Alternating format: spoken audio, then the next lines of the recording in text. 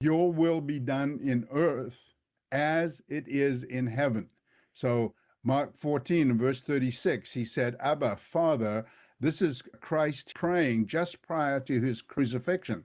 And notice this prayer, because this is his personal prayer with his Father at this time. And he uses the term Abba. This is how close he knows he is to his Father. Abba, Father, all things are possible with you. Take away this cup from me. The cup, of course, is his coming crucifixion. And he says, God, take it away from me, because remember, he was perspiring drops of sweat because it was going to be a very rough trial, and he knew it. And he says, take away this cup from me. Nevertheless, not what I will, but what you will. So he knows that he has to submit his own will and his own desires and what he deeply wanted at that moment, but he has to submit that to God's will. So that's what he's praying here. Your will be done in earth, and he was on earth, as it is in heaven, as according to God's plan.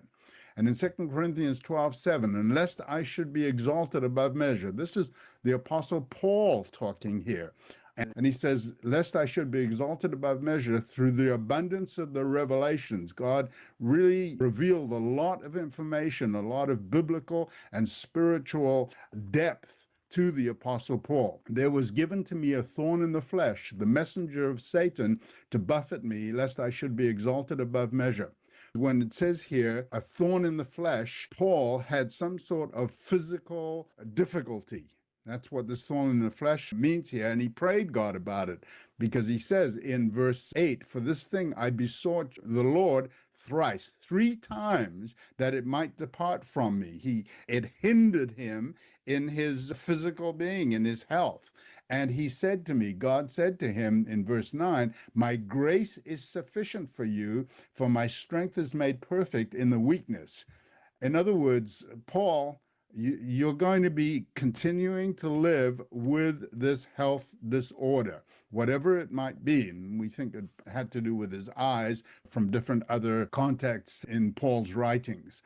But Paul, you are going to keep this health problem. For my strength is made perfect in weakness. So Paul had to change his outlook towards this. And he realizes that God's strength in verse 9, and God said to him, my grace is sufficient for you. For my strength, that is God's strength, is made perfect in weakness, in Paul's physical problem. Most gladly, therefore, will I rather glory in my infirmities, that the power of Christ may rest upon me. So I take pleasure, in verse 10, in my infirmity for Christ's sake. For when I am weak, then am I strong. So once again, we have to submit our desires, our will here on earth, to God's will and to what he has, because he knows better what we need. Give us this day our daily bread. And we look at this bread here as physical food, and it is physical food. But remember what Christ said during his trial in Matthew 4, verse 4, when the devil said to him, transform these stones into physical food, and Christ focused on the spiritual. He said we should live by every word from the mouth of God, and bread is a symbol for the word of God. Unlock Scripture's core meaning with Biblical Hebrew made simple. No reading, no memorizing. Get your free mini course now. theexplanation.com/naked.